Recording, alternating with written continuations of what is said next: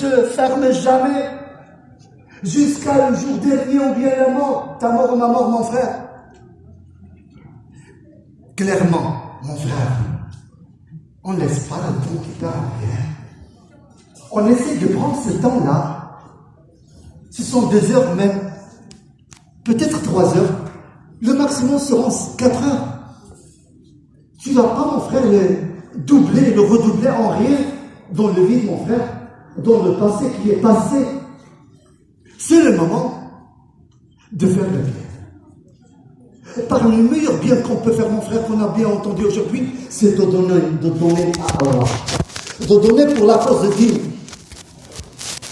Soyez mes frères, aujourd'hui très heureux et très fier d'être dans cette belle et grande mosquée, dans cette ville qui est la capitale de ce pays-là, la France.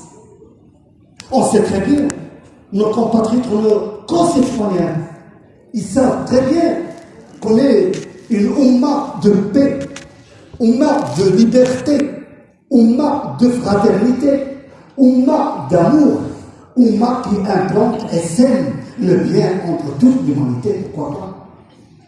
بحمد الله عز وجل كل المسلمين اليوم نساء ورجال يحبون أن يفعلوا الخير هذه الليلة.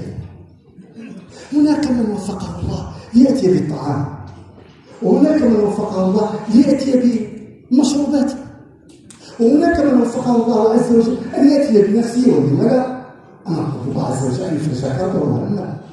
هناك من يرجع ويتضرع ويبكي على الله أن يشفي أبناءه وزوجته وأبوه وأمه. وهناك من يتضرع ويبكي بين يدي الخالق تبارك وتعالى على أبويه الذين رحلوا إلى دار البقاء. لا أحد يبقى فوق هذه الأرض. كبر شأنه أم صغر، كان غنيا أم فقيرا، كان ذكرا أم أنثى، كما قال مولانا تبارك وتعالى: كل من عليها فان ويبقى وجه ربك ذو الجلال والإكرام. الله أمره والله لا شك فيها بين الكافر والمؤمن كما قال جل شأنه: إنما أمرنا لشيء إذا أردناه أن نقول له كن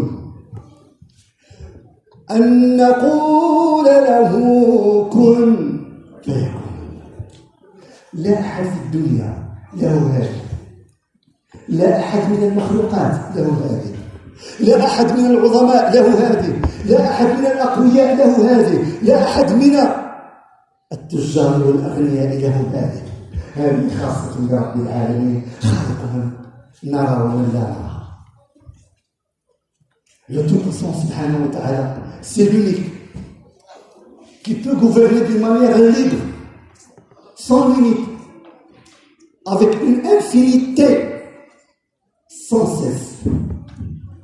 L'unique subhanahu wa ta'ala, le grand, le très grand, le très haut, le clairvoyant.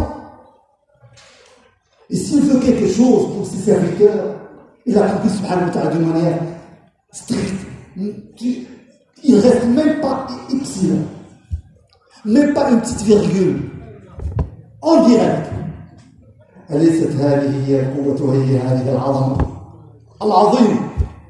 هو الله هو الله. لهذا يرجع العباد إليه. هو الله الخالق البارئ المصور. أليس هو؟ بلى إنه هو سبحانه وتعالى. هذه الليلة سنتمتع وسنستمتع.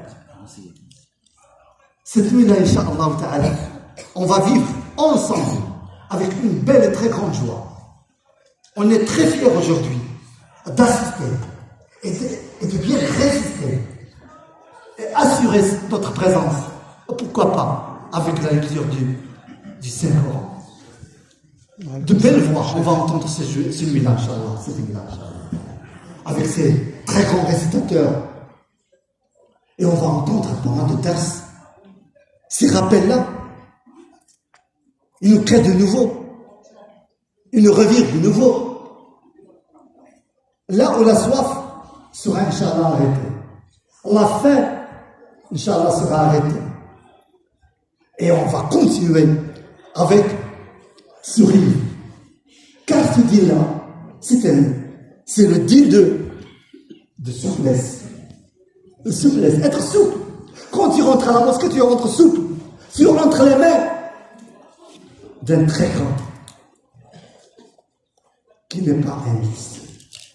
Il est juste avec le monde entier, avec ceux qui rentrent dans les mosquées, et même avec ceux qui ne rentrent pas dans les mosquées. Avec ceux qui pleurent et avec ceux qui ne pleurent pas. Avec les hommes et avec les femmes. Avec les ulama et avec les non-ulama. Avec ceux qui savent et avec ceux qui ne savent pas. C'est la justice divine. Et pourquoi pas? C'est qu'on a appris et on continue à apprendre, mes frères. Donc, c'est une manière de se retourner vers le Qibla. هذه كيفية حتى يرجع العباد إلى الله عز وجل. محطات دينية من زمن إلى زمن ومن وقت لآخر ومن شهر لآخر ومن مكان إلى مكان حتى يرجع العباد إلى الله عز وجل ويطلبونه سبحانه وتعالى حتى إذا ما قال العباد يا الله استجاب سبحانه وتعالى دعوة العباد أجمعين.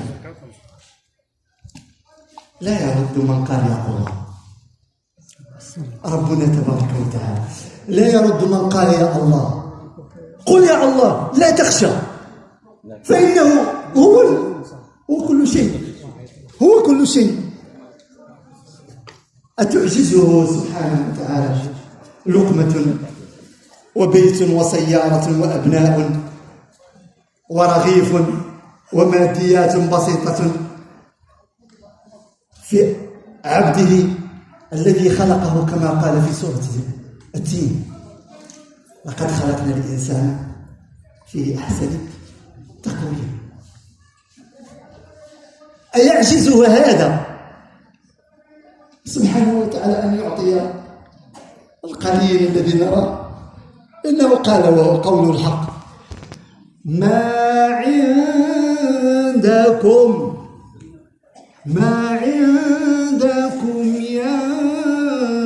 ينفد وما عند الله باق. سبحانه. فهذه الليلة ليلة التوسل لله تبارك وتعالى والبكاء والتضرع بين يديه والقرب إليه بالصدقات والاستغفار كما سمعنا في يوم الجمعة بهذا القلب السليم. الآن سنغسل قلوبنا هذه الليلة حتى إذا ما جاءت العام القادم تكون القلوب نقية. أينما كنت وقلت يا الله استجاب دعاءك أخي وأختي.